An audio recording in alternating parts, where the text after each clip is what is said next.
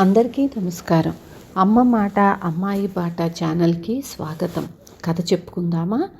మానసిక శక్తులు.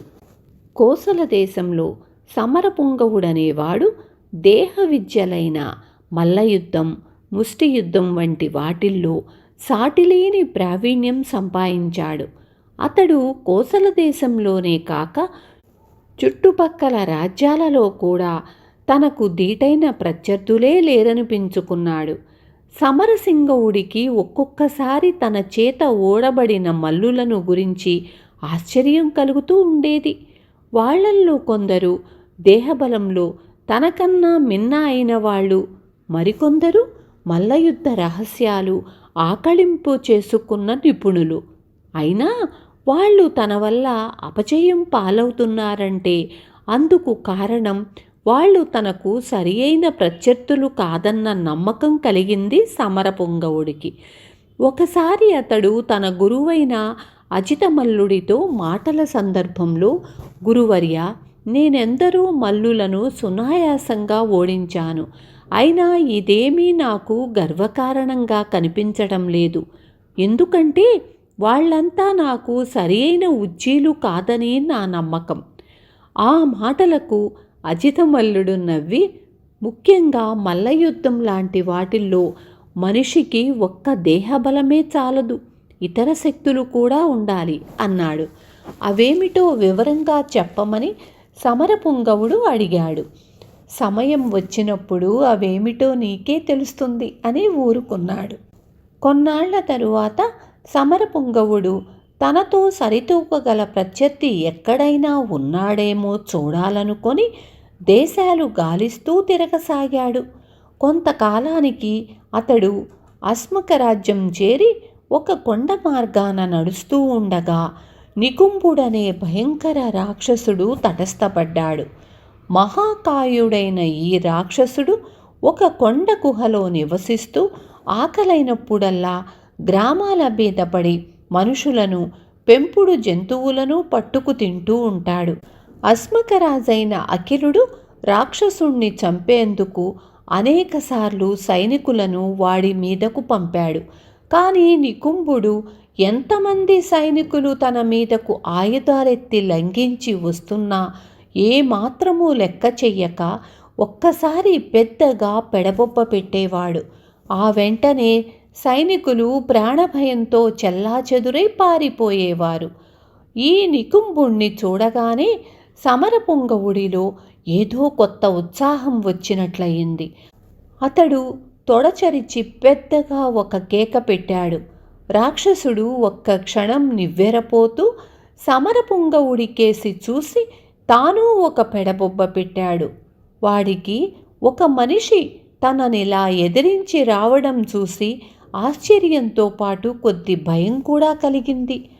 సమరపుంగవుడు కుప్పించి దూకుతూ రాక్షసుణ్ణి సమీపించేటంతలో అతడి కాలు తగిలి అక్కడ ఉన్న ఒక బండరాయి రాక్షసుడి కేసి దొర్లింది. దాన్ని తప్పించుకునేందుకు రాక్షసుడు పక్కకు తొలిగేంతలో సమరపుంగవుడు వాడి మీదకు లంఘించాడు.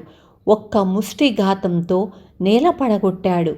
సమరపుంగవుడి దెబ్బకు దిమ్మదిరిగిపోయిన రాక్షసుడు తిరిగి కోలుకొని లేవపోయేంతలో అతడు వాణ్ణి కాళ్లతో చేతులతో బలంగా కొట్టసాగాడు. ఇద్దరి మధ్య కొంతసేపు తీవ్రమైన పోరాటం జరిగాక సమరపుంగవుడి చేతిలో రాక్షసుడు మరణించాడు. కానీ సమరపుంగవుడు కూడా రాక్షసుడి చేతిలో తీవ్రంగా గాయపడి సొమ్మసిల్లి కింద పడిపోయాడు. దూరాన్నుంచి ఇదంతా చూసిన రాజుగారి చారులిద్దరూ పరుగు పరుగున రాజు అఖిలుడి వద్దకు పోయి జరిగిన సంగతి చెప్పారు. రాక్షసుడి పీడ విరగడైపోయిందన్న సంతోషంతో ఆయన చిన్నగా మందహాసం చేసి ఆ మరుక్షణంలోనే ఆందోళన పడుతూ మంత్రితో, నికుంభ రాక్షసుణ్ణి చంపినవాడు తగిలిన గాయాల నుంచి కోలుకోకముందే మనం అతణ్ణి తుదముట్టించాలి, వెంటనే బయలుదేరండి అన్నాడు. నికుంభుడు లాంటి భయంకర రాక్షసుణ్ణి చంపి దేశానికి ఎంతో మేలు చేసిన వాణ్ణి రాజు ఎందుకు హతమార్చ చూస్తున్నాడో మంత్రికి అర్థం కాలేదు. రాజు, మంత్రి, కొద్దిమంది సైనికులు వెంటరాగా కొండల ప్రాంతానికి వెళ్ళేసరికి చాలామంది ప్రజలు సమరపుంగవుడి చుట్టూ గుమిగూడి ఉన్నారు. వాళ్ళల్లో కొందరు ఎంతో భక్తి శ్రద్ధలతో అతడి గాయాలకు మందులు పూసి కట్లు కడుతున్నారు. రాజు అఖిలుడు ఇది చూసి తన కత్తిని నేలకు జార్చి సమరపుంగవుడికి నమస్కరిస్తూ, నికుంభుడంతటి రాక్షసుణ్ణి చంపిన మీరు వాడికన్నా భయంకరులై ఉంటారనుకున్నాను. అంతేకాక ఒక పీడ విరగడై అంతకన్నా పెద్ద పీడ రాజ్యానికి దాపురిస్తుందని భ్రమపడ్డాను. గాయాల బాధ నుంచి తిరిగి కోలుకొనక ముందే మిమ్మల్ని చంపాలన్న తలంపుతో వచ్చినందుకు సిగ్గుపడుతున్నాను అన్నాడు. ప్రజాక్షేమం కోరే ఏ పరిపాలకుడికైనా అలాంటి ఆలోచనే కలుగుతుంది. అందులో పెద్ద తప్పేమీ లేదు మహారాజా అన్నాడు సమరపుంగవుడు. ఆ జవాబుకు రాజు తృప్తిపడి, మీరు దైవాంశ కలవారో లేక అతీత శక్తులున్నవారో అయి ఉండాలి. నేను పంపిన పెద్ద పెద్ద సైన్యాలనే నికుంభుడు తన హుంకారంతో హడలు కొట్టి తరిమివేసేవాడు అన్నాడు. నాలో మీరు అనుకునే విధంగా దైవాంశ కానీ అతీత శక్తులు లాంటివి కానీ ఏమీ లేవు. దేహబలానికి తోడు ఇతర శక్తులు కావాలన్న మా గురువుగారి మాటల ఆంతర్యం ఇప్పుడు నాకు బాగా అర్థమయ్యింది. ఆ శక్తులు మనోదారుఢ్యం, ఆత్మవిశ్వాసం, పట్టుదల. అందువల్లనే నాకు రాక్షసుణ్ణి చూసినప్పుడు మల్లయుద్ధానికి నాకు సరి అయిన ఉజ్జి దొరికాడన్న భావం తప్ప వాడు రాక్షసుడన్న భీతి ఏమాత్రమూ కలగలేదు. మీ సైనికులు అలా కాక మొదటి నుంచి వాడు భయంకరుడైన రాక్షసుడన్న భీతిలో మునిగి ఉన్నారు అన్నాడు సమరపుంగవుడు. రాజుకు అంత మహామల్లుడైన సమరపుంగవుడి వినయం చూసి చాలా ఆనందం కలిగింది.